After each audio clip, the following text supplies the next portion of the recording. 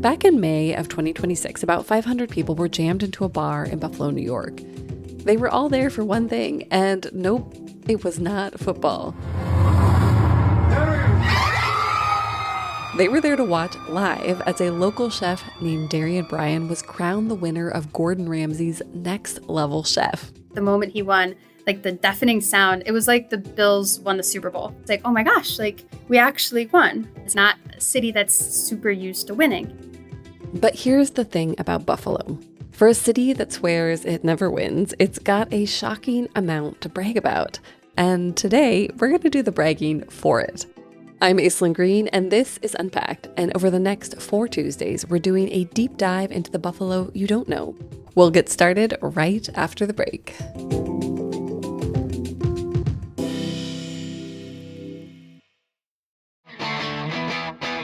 Do you know Buffalo, New York? Yes, they're famous for their wings, but more than that, it's a city with character. Their waterfront is for making waves. You can kayak right through the city and zipline among reimagined grain silos. It's a city where history feels brand new, where your favorite meal might come from a corner bar. And the community, it's tightly knit, and that fabric includes you too. So now you know, that's Buffalo for you. Learn more at visitbuffalo.com.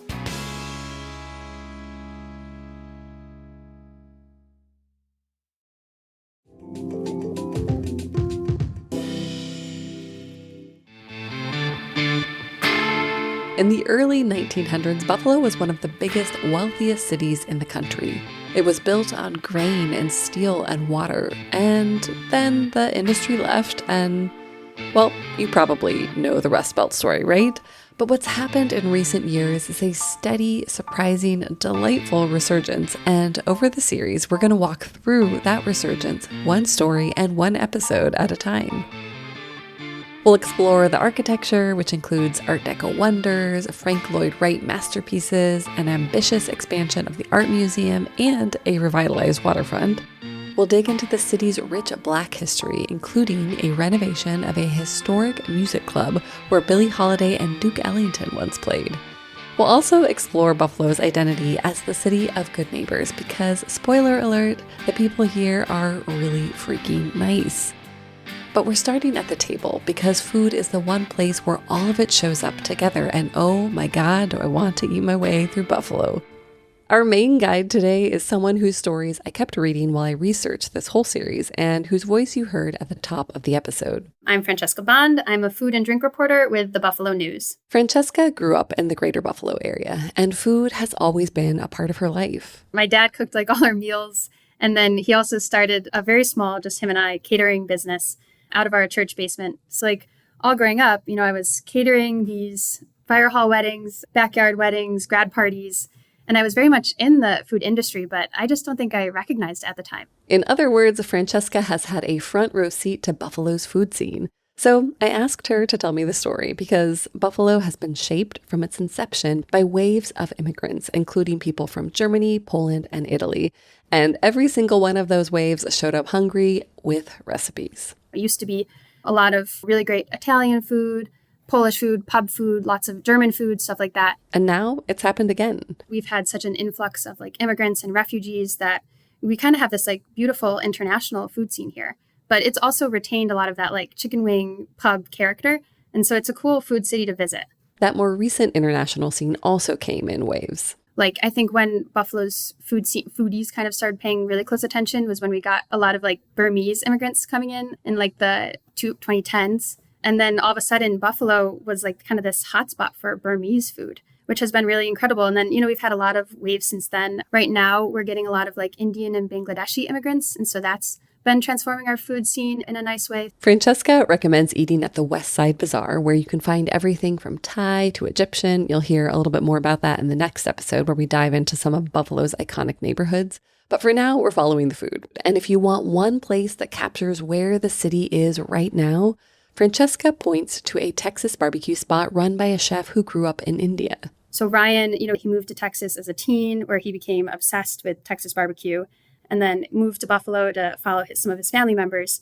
But he does his own thing with it. He's kind of made his own style of barbecue, where it's Texas barbecue, but he infuses it with South Asian flavors. So you've got like a biscuit biryani, cardamom cornbread. He serves his barbecue platters with coconut curry sauce. And so I think like Ryan kind of represents like the best of where we're at right now with the food scene. That restaurant is called Southern Junction, and it's so good that Texas Monthly named it one of the best barbecue spots outside of Texas. So why is this incredible creativity bubbling up in Buffalo? For that, I called someone who runs one of the most acclaimed restaurants in the city. So I'm Jessica Forster. I am the partner wine director and sommelier for Weck's Light Bar of M. Jessica grew up on Long Island, but has been a Buffalonian for 25 years. And she watched the food scene here go from sleepy to serious about 15 years ago.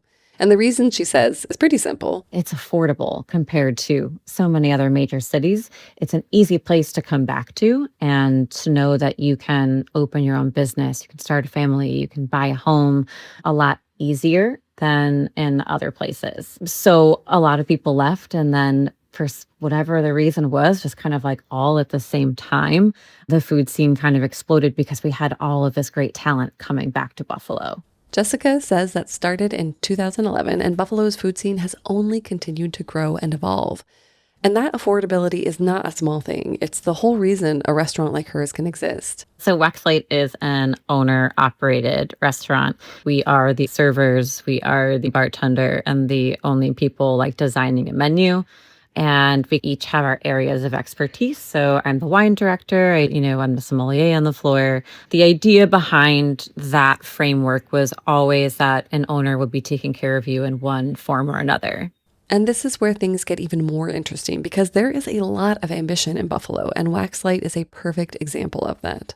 I usually describe our cuisine as like French-ish. The French-ish menu changes almost daily, and it's built around local ingredients, especially from the Finger Lakes region.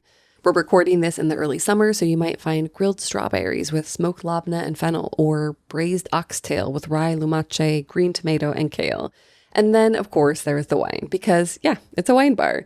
And Jessica pours with a real point of view. So I definitely champion New York State wine, especially the Finger Lakes. Like, I think they're doing really incredible things and like carving out a true identity for themselves. But like, I love Burgundy. I love Champagne. I love Barolo and, things like that like are pretty recognizable for people. But I tend to gravitate towards younger, smaller producers. But for all the technique, Jessica is adamant about one thing.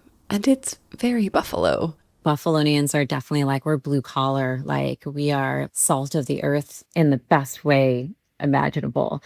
And I think a lot of people maybe feel intimidated by wine or by fine dining or certain cuisines that they're not familiar with. So I always just want to be able to connect with guests and make things easy for them, like not make it exclusionary. In other words, you can come for the Thursday evening tasting menu, or you can also come in for happy hour and get like a tapa and a pairing for $10. You can get our roast chicken potato chips and a high life and walk out the door for like $12. So being a James Beard semifinalist and angling for Michelin stars doesn't mean steak and potatoes are off the menu. But your Buffalo food experience won't be complete until you try some local legends, starting with a sandwich. Here's Francesca again. So we have like really old culinary traditions too, like the beef on weck.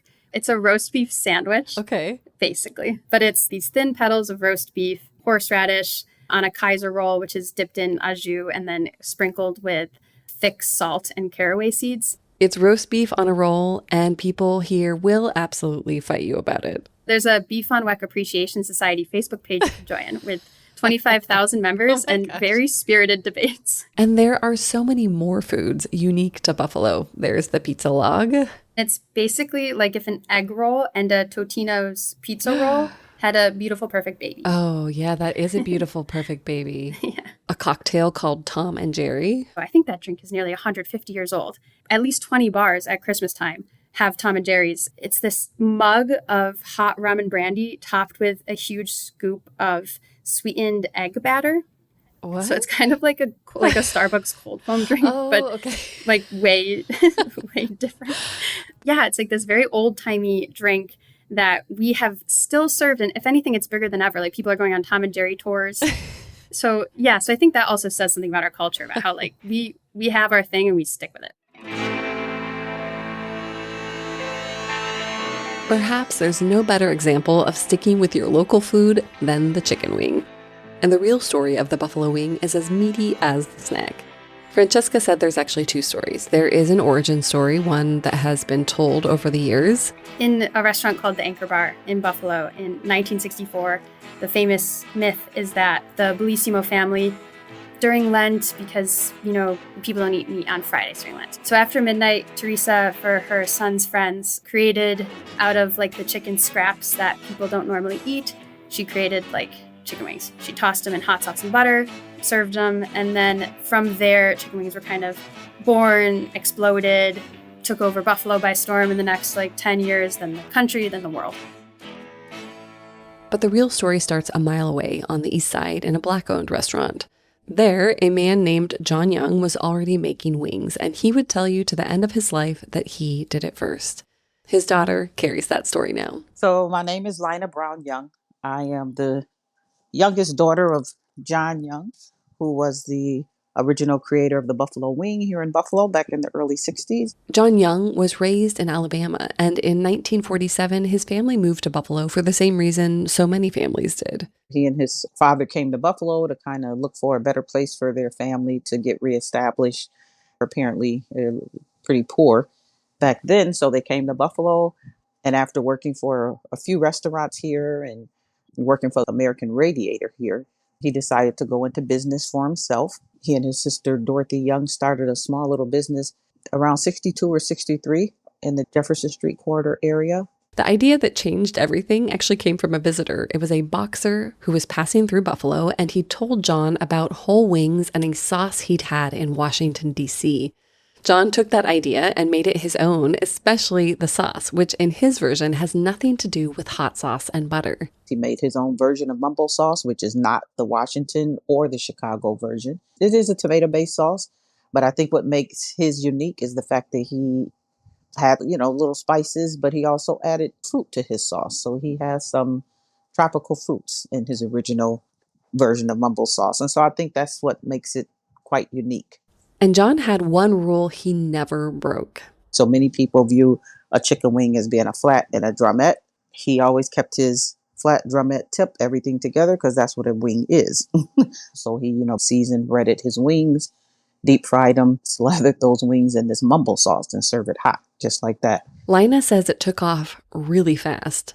John opened 3 restaurants in 3 years, and by Lina's account, which was backed up by the meat supplier who sold to him, John Young was buying whole wings by the hundreds before anyone else in Buffalo. The reason John's name isn't the famous one is where this story gets a little difficult.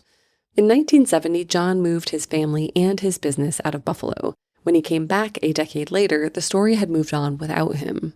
He left, he came back, he did reestablish himself and, came back with this same thing, didn't change his menu, didn't change his story. But at that time, like in the 80s when he came back, the wing had been changed, had been altered, split, whatever. People were making claims that they started it. By then, variations like celery and blue cheese had crept in, but Lina says her father's story fits a bigger, more painful pattern. I do think that in general, probably in the 60s and 70s, many people of color were not getting the credit for it. Having things trademarked, kind of like what we do today, is important. I know that was an expensive thing. John Young passed away in 1998. He left behind a handwritten account of his life. It's called The Biography of a Man Born with a Vision. Because he'd made his peace with the wing evolving, what he wanted was the credit for starting it. To honor that legacy, Lina now runs John Young's original with her niece, Okea. They bottle his sauce, and yes, you can get it online. And in places like the Broadway Market and pop-ups around the city, Lina brings her dad's wings to life. I actually cooked the wings and served them just the way my dad did. So people tell us about how they used to sneak out of school and get it. It's interesting, in my father's little biography, he had told about this experience of a gentleman who was in Vietnam. And when he got out, told my dad about how he used to think about those wings while he was down in the, I guess, trying to not get shot. Thought about the wings and said he couldn't wait, hoping he would get back home and pick. So you can even try them on a bicycle tour called the Wing Ride. which is run by Lina's friend Mark Moscato, a food historian who is helping to correct the wing record via his Buffalo Bike Tours company. So I asked Lina what she wants people who come to Buffalo to know. The story is, how did he get started in Buffalo? That's my dad's thing. But as far as the variety and the flavors, tons, and it's very delicious. But start with the original and then move on.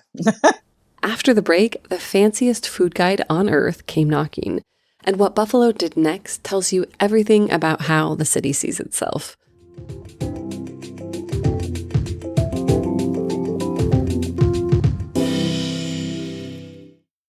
This summer, say I do. I am marrying a stranger. Like never before. Am I crazy? It's a whole new Married at First Sight on Peacock. Thank God I woke up in love. With new experts. My name is Dr. Lisa. My name is Paul Brunson. More couples. This could be the start of a very successful marriage. And more surprises. Or maybe not. Everything is just not enough. You're a little bit crazy. I don't know what's gonna happen. I want my fairy tale ending. Married at First Sight, now streaming. New episodes Thursdays, only on Peacock.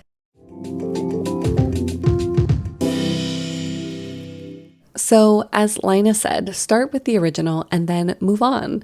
And honestly, that's great advice for the whole city, because for people like Jessica of Waxlight, the wing might be the front door, but it's not the whole house. It's funny because, obviously, like, we're known for chicken wings and football, right? And that's awesome. Like, I love chicken wings. We all have our favorite places. We all argue about it.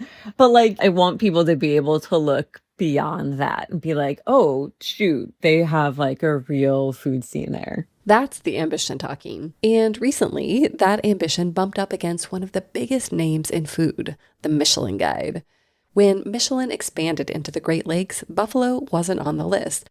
But before you feel bad for Buffalo, here's what's worth knowing. Landing in the guide isn't a verdict on whether or not a city's food is good enough. A city has to actively opt in and pay for the privilege to do so. And Buffalo, at least for now, has not opted in. But what jumped out at me was the conversation that Buffalonians had in the aftermath of that decision. Because it wasn't just about the guidebook, the conversation was also about how a city decides what it's worth. I think part of trepidations were that, like, well, what if nobody gets a recognition? Like, we spent this money and what if, it doesn't happen? But I still think to be on there to be included is great. It just elevates the entire food scene and beverage scene in a city. Sure, a spot in the Michelin Guide would throw a global spotlight on Buffalo, the kind that makes people book a flight around a single meal. But it's not totally about the star. I have like FOMO. Like, I see that list of other Great Lakes cities and I'm just like, oh my God, how are we not on that? Like, so yeah, I think it is like a little bit of a validation that, we are like, our fruit scene's awesome. And again, having so many farms, like, we're very farm to table. There are so many places that, are doing things the right way.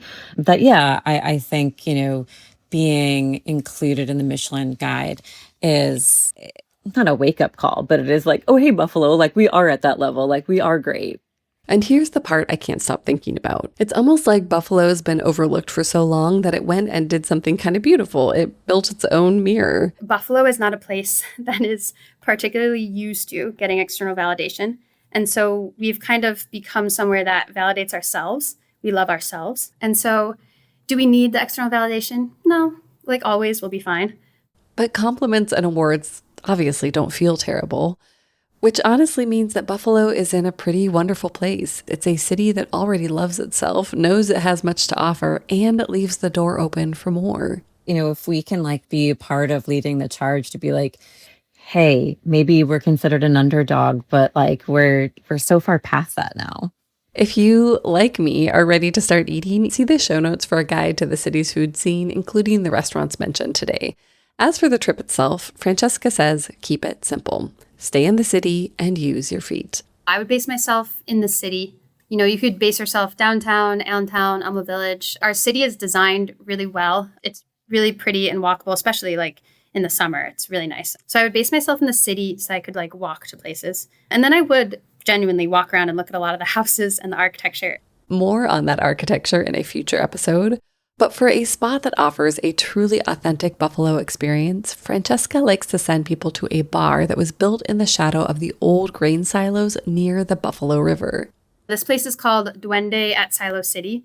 It's in a cross between like urban woods and just like cleaned up kind of industrial wasteland of grain silos everywhere. Like when you're at the bar, they almost act as like mountains in the background and you feel like you're in this like green valley. I feel like it's a very unique to Buffalo experience and also says kind of a lot about who we are and like our culture, because it's like you're in sort of this place where, Buffalo's heyday was so long ago. We lost our industry, it's been a difficult place, but like here we are listening to music and kicking a soccer ball around and like drinking beer and just like having a nice time. There's one more place Francesca told me to visit.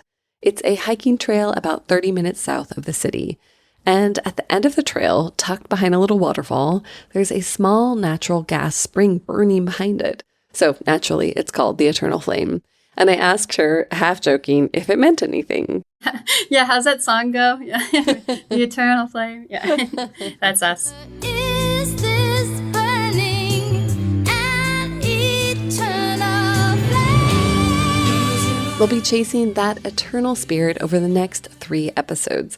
Coming up next, Buffalo calls itself the city of good neighbors, so we talked to a handful of people to find out why. I mean, everybody throughout the area, whether you're Irish, whether you're Ethiopian, whether you're Bangladeshi, they all come because it's a cool vibe. So that's what it feels like traveling without the need of a passport, That's next week. We'll see you then. Unpacked is a production of Afar. This episode was hosted by me and produced by Nikki Galteland. Theme music by Chris Cullen. A special thanks to Francesca Bond, Jessica Forrester, and Lina Brown-Young for sharing their Buffalo with us.